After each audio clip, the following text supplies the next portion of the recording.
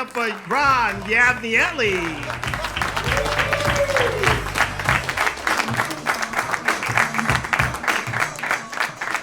Thank you. Give it up for the host for pronouncing my last name correctly. All right. Almost nobody does, not even my own father. And it's his name. I don't know where he got it from. Anyway, hi everybody. You're looking at me, you're like, who is that guy? I know him from somewhere, right? It's because I look like people. You know, I get told I look like Vince Vaughn. That's one. I get Paul Rodriguez. I get Tackleberry from Police Academy. All right, some people from the 80s here, very good. Yeah, that's the one. Young Orson Welles, thin Rodney Dangerfield, fat Dominic West. He's the guy from The Wire. Jimmy Kimmel sometimes. Not lately, thank God, but when he was fat, Jimmy Kimmel. And I don't know, and Vincent D'Onofrio every so often. But the one I get the most is Vince Vaughn.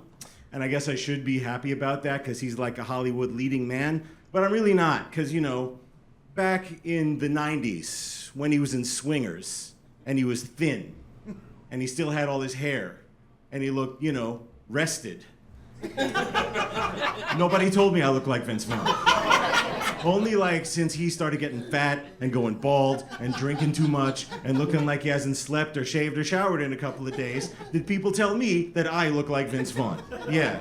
Thanks a lot, lady. You look like Elizabeth Taylor toward the end of her life. Yeah. Not like young, sexy, plain Cleopatra Elizabeth Taylor. No, like crazy white hair, married to construction worker, hanging out with Michael Jackson Liz Taylor. That's what you look like. Yeah, thanks.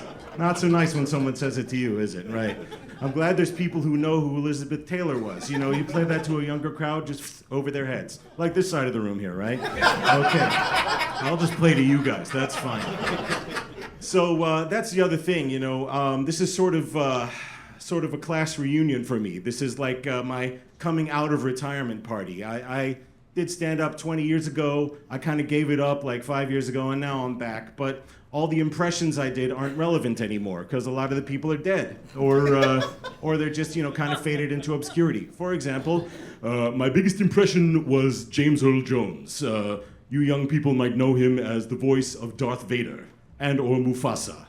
Those are two movies. One is Star Wars from the 1970s, and the other one is Lion King from the 90s. Yes, you may have heard of them. And as you can hear, no reaction anymore. Even when he was still alive. But trust me, this impression is very accurate. And I also did Jesse Ventura, former Navy SEAL, turned megastar wrestler, turned governor of Minnesota, turned crackpot, conspiracy theorist, turned obscure guy that no one's heard of anymore, so it doesn't matter. But trust me, this impression is very accurate.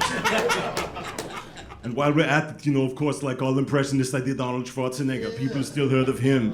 Yeah, but, he hasn't done anything that's worthy of comedy lately. He hasn't knocked up any more of his maids or gotten elected the governor of anything like that. So, what can I really do with Arnold? So I just had to put them aside.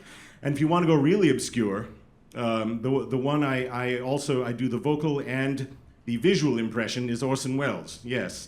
Again, unless you're over 60 years old and or a film buff, chances are you haven't heard of him. But trust me, this impression is very accurate. Yes. So you see, the thing is, you could say, hey, Ron, just update your act, right? But there's no famous men with deep voices anymore. I can't think of any. Can you? I guess there's The Rock, kind of. But what does he even sound like? He's just, hi, I'm The Rock. I have a deep voice. I don't know. And Vin Diesel. I can't really do a Vin Diesel. And every other famous guy, like any other famous man.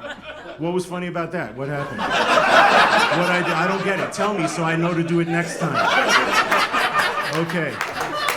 I don't get what just happened. Was my fly open or something? Okay. I don't know how to do Vin Diesel. Okay. Apparently that's funny. I'll just leave it there. I'm not even going to continue with that joke. There was more, but I think that was a stronger ending than what I had planned. One more time. I don't know how to do Vin Diesel. All right, thank you. I'm going to do a callback to that later, so watch out for it. So any sports fans in the crowd tonight? Good for you. Any non-sports fans? People who don't give a shit about sports? Anybody? Come on. A little more. Me too. I'm one of you. All right. So, the thing is, like, because I'm a guy and other guys expect me to like sports, like, just random guys will stop me and like, hey, dude, settle a bet for us. Who's the better team, the Yankees or the Dolphins? Dude, I don't know. Which one won the NBA tournament last year? I have no idea. But, like, what also happens sometimes is guys will try to start fights with you about sports. Like, now, pause the story for a second there. Just go with me on this premise. Let's say that there's a football player named Jim Smith. There could be, I don't know, but I don't remember the name the guy actually said. So let's go with Jim Smith. And Jim Smith is like such a badass that he single-handedly defeated the whole Miami team, right? And okay, now back to the story. This guy comes up to me, I'm at a bar, and he's like, hey dude, where are you from? And I said, well, I've lived in LA for 25 years, but I'm originally from Miami. He's like, oh yeah? Miami, huh? I got 2 words for you, buddy. Jim Smith. Oh! And he starts laughing and high-fiving his friends like he just insulted me. And I'm like, okay, I got 2 words for you. Daffy Duck. Oh! I watch cartoons. They're much more entertaining than sports, If Jim Smith had, like, caught the ball and then, like, instead of sacking him, they smashed him into a bunch of, like, pieces and he shattered like a vase, and then turned into a bunch of little Jim Smiths and like reconfigured, then I'd be interesting. I'd be interested in that. Or if like an anvil fell on him and flattened him, but then he like went like this and like reinflated himself. Or like if he got the quarterback to chase him off a cliff and then like standing in midair, then fall and like make a quarterback-shaped hole in the ground, then you'd have my attention. The fact that some guy caught a ball and ran across a field in a stadium that's kind of close to a city I haven't lived in for over 25 years does not hurt my feelings.